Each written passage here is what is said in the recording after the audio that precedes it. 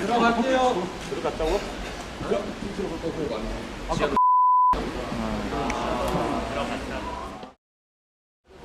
들어간 거야? 이제는 늦었어. 정갈래 좀 진짜.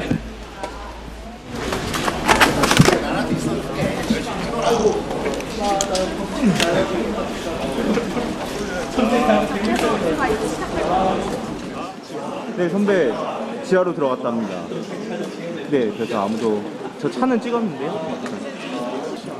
얼마 왔네. 아, 차를 찍었어요. 사셨어?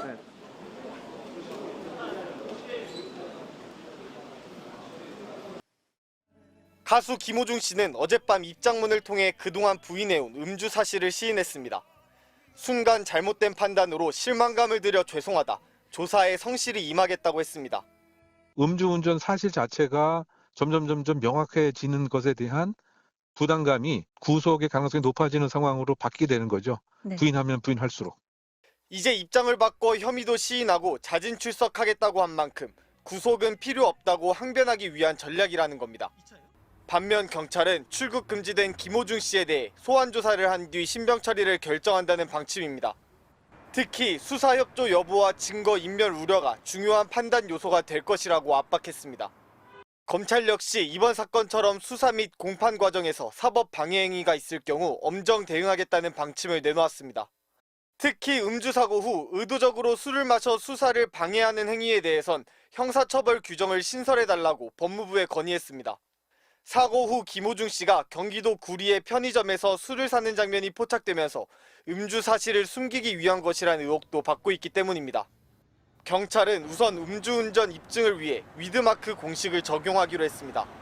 김 씨가 도주해 당시 측정치가 없는 만큼 마신 술의 양과 종류, 체중 등을 고려해 운전 당시 혈중 알코올 농도를 유추하는 겁니다. 하지만 이렇게 낸 수치가 재판에서 증거로 인정되지 않는 사례도 있습니다.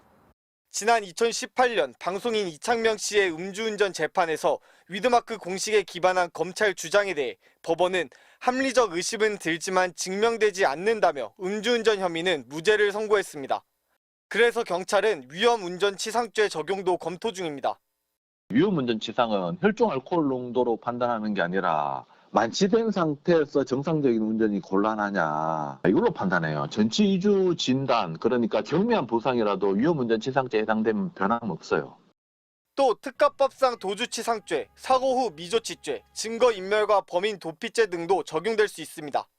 김 씨의 변호를 맡은 조남관 변호사는 MBC와의 통화에서 출석 일정은 현재 조율 중이며 구속영장 신청 시 정당한 변론 범위 안에서 다퉈볼 것이라고 말했습니다. MBC 뉴스 백수입니다.